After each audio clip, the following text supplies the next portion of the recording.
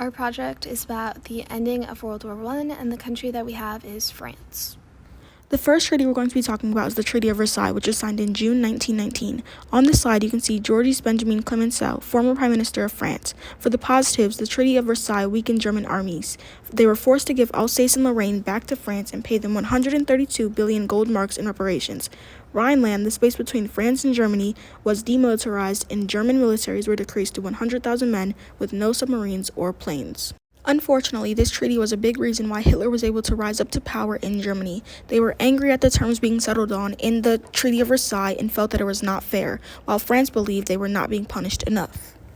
The next treaty is the Treaty of Saint-Germain, which was signed in September 1919. On this slide, the picture is of Karl Renner, former president of Austria. The Treaty of Saint-Germain prevented Austria from being able to form a union with Germany again, breaking the Triple Alliance. Along with that, Austria gave up 60% of their land and their population was reduced to 6 million. Like the others, reparations were mentioned, but Austria never ended up paying. Similarly to Versailles, Austria was forced to demilitarize to 30,000 men and arms factories were banned. The Treaty of Sèvres was brought up in August 1920. On this slide, the picture is of Mehmed VI, former Sultan of the Ottoman Empire. Positively, parts of the Ottoman Empire were awarded to France. This treaty also caused Turkey to renounce all rights to Arab, Asia, and Northern Africa.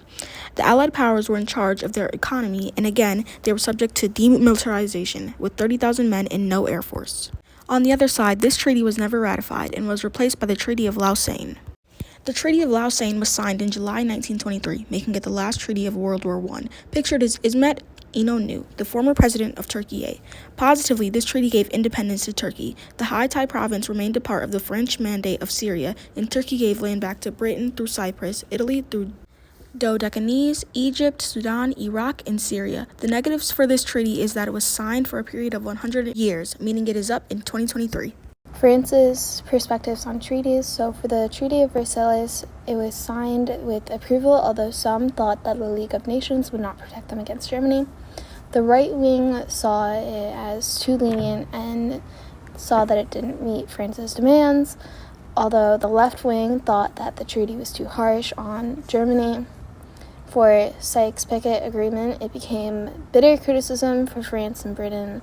They were not happy about the compromise, although the treaty did deliver war treaties. For the political impacts of the treaties, the Treaty of Versailles caused other politicians to gain power. As a consequence, Clemenceau was defeated in the election in 1920 to be president, as well as some other political impacts where they gained back territory.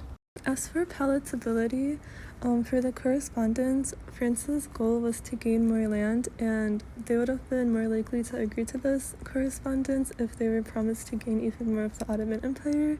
For the Treaty of Sèvres, their goal was to split apart the Ottoman Empire, and if they were going to receive a larger share, they would be most likely to be more willing to join. For the Treaty of Versailles, their goal was to destroy Germany and gain protection. And this would have been more palatable if they were gaining more land and if Germany was receiving harsher terms. And as for the Sykes-Picot Treaty, their goal was to gain Lebanon and Syria, and if they were going to gain more land, they would also be more likely to agree.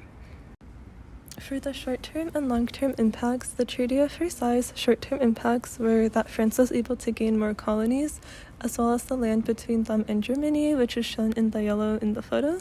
And for their long-term impacts, Clemenceau was not re-elected as the public believed that he was not harsh enough.